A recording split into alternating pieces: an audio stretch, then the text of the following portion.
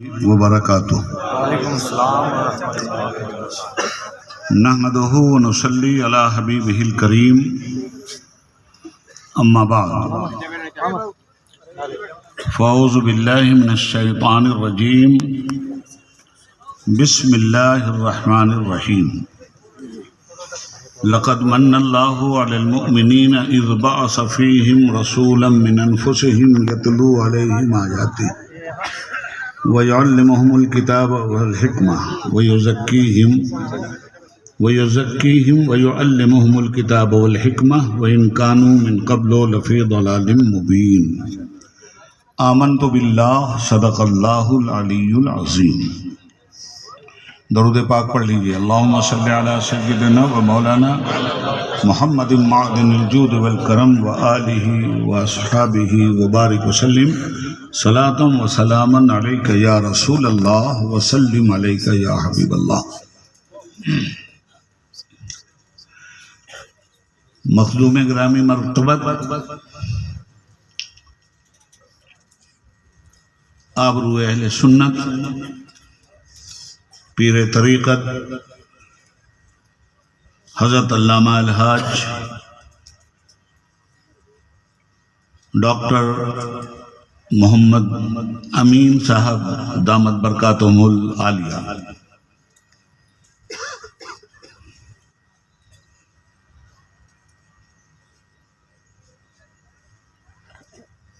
شیر راجستھان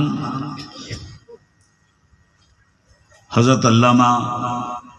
شیر محمد خان صاحب دامت برکاتہم،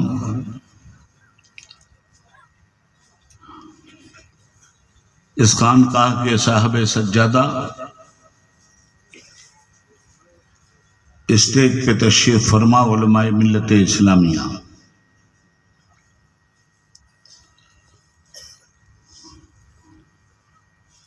ہندوستان کے سرحدی علاقے میں رہنے بسنے والے بزرگوں،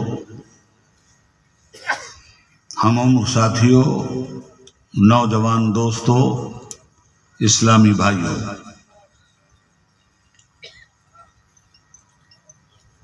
سب سے پہلے تعریف اس پروردگار کی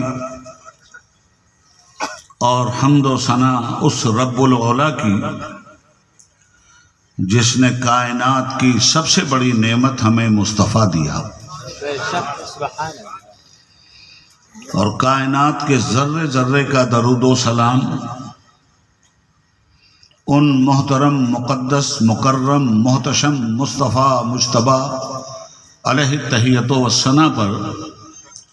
جن کی ذات اطہر نے گمراہ انسانوں کو ہدایت کی راہ پر لگانے کے لیے ایک خدا کا پتہ دیا،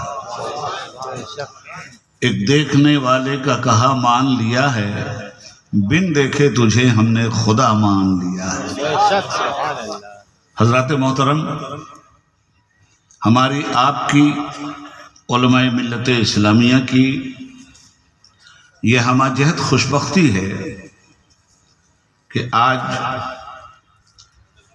ہم اس عظیم خانوادے کے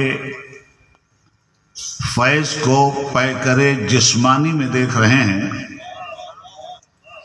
جو امین ملت بن کر ملت کی امانت کا محافظ بنا ہوا ہے۔ جس خاندان نے اور ہمارے صاحب البرکات نے ذروں پہ نگاہ کیمیا اثر جب بھی ڈالی تو دیکھتے دیکھتے وہ رشک ماہتاب بن گئے، اور آج بھی ان کی تربت انور آسمان کے چمکتے ہوئے سورج کو چیلنج کرتے ہوئے کہتی ہے، یہ مہر تاباں سے کوئی کہہ دے وہ اپنی کرنوں کو چن کے رکھ لے، یہ مہر تاباں سے کوئی کہہ دے وہ اپنی کرنوں کو چن کے رکھ لے، میں اپنے صحرا کے ذرے ذرے کو خود چمکنا سکھا رہا ہوں۔ یہ مہر تاباں سے کوئی کہہ دے وہ اپنی کرنوں کو چن کے رکھ لے، میں اپنے صحرا کے ذرے ذرے کو خود چمکنا سکھا رہا ہوں۔ اور زمین کے یہی وہ ذرات ہیں جن کے اندر رشد و ہدایت کی طلب کا سورج جگمگایا، تو انہی زمین کے ذروں کو اللہ نے عرش آشیاں بیت النور کا مسافر بھی بنا دیا۔ آج کی اس بزم محبت میں کائنات کی سب سے بڑی ہستی کو اپنی سعادت کے لیے اپنی گفتگو کا عنوان بنا رہا ہوں، جو در حقیقت عنوان کائنات ہے۔ وہ جو نہ تھے تو کچھ نہ تھا، وہ جو نہ ہو تو کچھ نہ ہو، جان ہے وہ جہان کی، جان ہے تو جہان ہے۔ اسی لیے عاشق رسول، مرشد برحق، امام اہل سنت، عظیم البرکت، رفیع الدرجت، مجدد دین و ملت، شیخ الاسلام والمسلمین، حجت اللہ فی الارضین نے رسول پاک کے قدم ناز پہ نچھاور ہو کے یہ کہا تھا، زمین و زماں تمہارے لیے، مکین و مکان تمہارے لیے، چنین و چنا تمہارے لیے، بنے دو جہاں تمہارے لیے، دہن میں زباں تمہارے لیے، بدن میں ہے جان تمہارے لیے، ہم آئے یہاں تمہارے لیے، اٹھیں بھی وہاں تمہارے لیے، خلیل و نجی، مسیح و صفی، سبھی سے کہیں نہ بنی۔ خلیل و نجی، مسیح و صفی، سبھی سے کہیں نہ بنی، یہ بے خبری کہ خلق پھری کہاں سے کہاں تمہارے لیے۔ حضرات محترم، دنیا میں آج عروج و زوال کی داستانیں بہت تیزی کے ساتھ لکھی جا رہی ہیں، اور اس پیچ و خم میں انسان ایسا الجھا ہوا ہے کہ ایک ہماگیر کشمکش اور ایک ہماگیر جنگ کا منظر نگاہوں کو ایسا خیرہ کر رہا ہے کہ نظر میں ہے جلتے مکانوں کا منظر، نظر میں ہے جلتے مکانوں کا منظر، چمکتا ہے جگنو تو دل کانپتا ہے۔ مگر یہ بھی سچائی ہے کہ دل کانپتا ہے جگنو کے چمکنے سے کہ کہیں یہ بھی آگ کے شعلے نہ بھڑکا دے،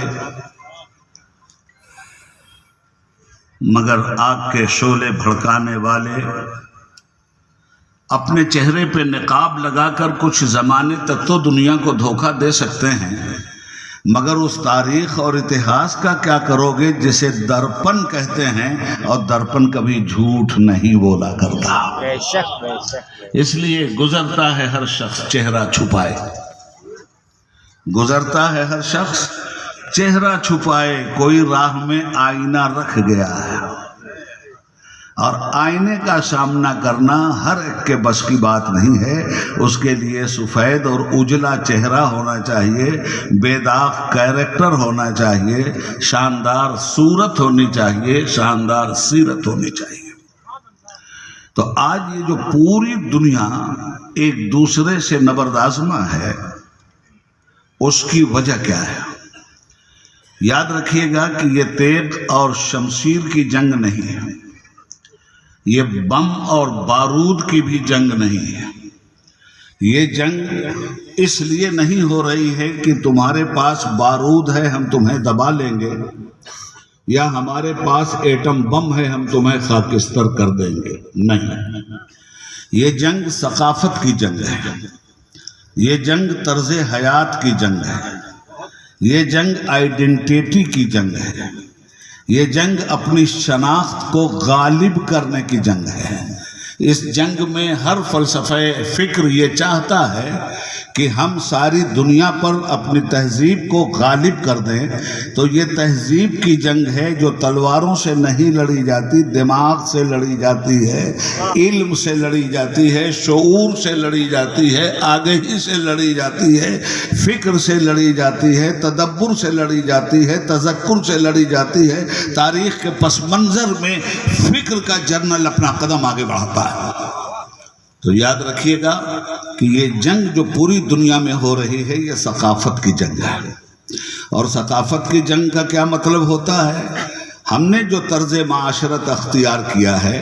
ہم نے جو طرز سیاست اختیار کیا ہے، ہم نے جو طرز ثقافت اختیار کیا ہے، ہمارا جو طرز ادب ہے، ہمارا جو طرز تعلیم ہے، ہمارا جو طرز عمل ہے، ہمارا جو طرز رہن سہن اور کھان پان ہے، ساری دنیا اسے قبول کر لے اور ہمارے رنگ میں رنگتی ہوئی دکھلائی دے۔ دنیا بھی یہی چاہتی ہے اور اللہ بھی یہی چاہتا ہے۔ اللہ کہتا ہے صبغت اللہ، میں چاہتا ہوں کہ تم سب ہمارے رنگ میں رنگ جاؤ۔